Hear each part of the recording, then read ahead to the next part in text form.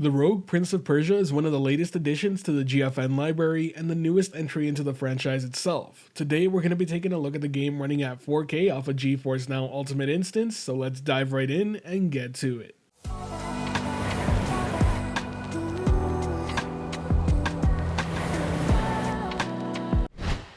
Now let's kick things off by making it clear that the title itself is in early access, so expect a lack of content, some bugs, and some performance issues here and there. That said, the developers are working closely with the community and keeping everyone updated frequently. In my playtime, I haven't really run into any other issues other than frame drops between loading screens.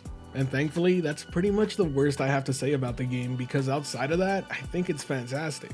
The game itself may remind you a bit of Dead Cells with its platforming combat roguelike nature, and you'd be right, as the developer behind the title of both Dead Cells DLCs, Return to Castlevania, and the Queen C expansions is behind it. The biggest addition in terms of overall gameplay though definitely comes with its movement. It's more acrobatic in nature and allows for the use of wall running in all sorts of directions. It feels incredibly smooth and fun to use, allows for engagements from all sorts of angles, and honestly makes the combat even more fluid. Other elements of gameplay you should go in expecting are those of roguelike in nature.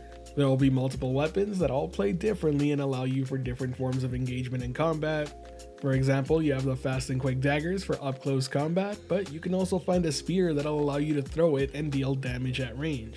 As you progress through the game, you'll also collect material that will allow you to craft weapons for your base camp, so then you can start a run with whichever weapon you have unlocked. And then you have modifiers that come in the form of medallions that will alter the gameplay based on your playstyle, and you get to mix and match these medallions to create a powerful build. For example, one of the medallions allows you to vault over enemies and throw daggers at the very same time for some damage input rather than just being a dodge, and others may provide you with passive benefits such as energy buildup based on damage dealt. There's currently a decent variety of enemies, though I'd love to see more, and the boss encounter I have faced is quite challenging but fun.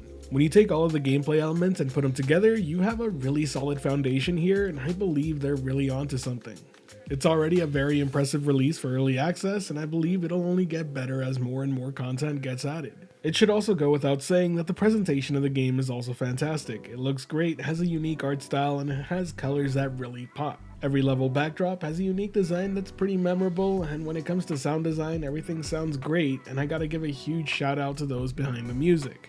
As for how the game runs on GeForce Now, like always, it's a flawless experience and one well worth it. Having also downloaded the game locally on my PC and playing it side by side on controller, I really couldn't tell you the difference between the two. Even at 40 ping, the game both looked and played identical on controller, and I gotta say that's a real testament to how good GFN Ultimate really is.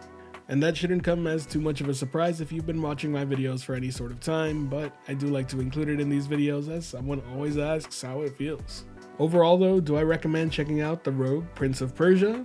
If you're down to check it out with the lack of content that currently exists in early access, then yeah. But I also wouldn't blame you if you rather wait for more content to get added before diving right in. There's certainly enough fun to be had for a few hours, but I will say that the asking price right now is a little bit on the steep side for the amount of hours you'll get out of it in the here and now. Either way, if you enjoyed today's video or found it helpful at all, be sure to hit that like button as it really does help the channel out, and if you're wanting more content like this, be sure to subscribe and hit that notification bell as well. And as always, I hope you have a great day. This has been Steven from Anytime Anywhere Gaming, and until next time, I'll catch you in the clouds.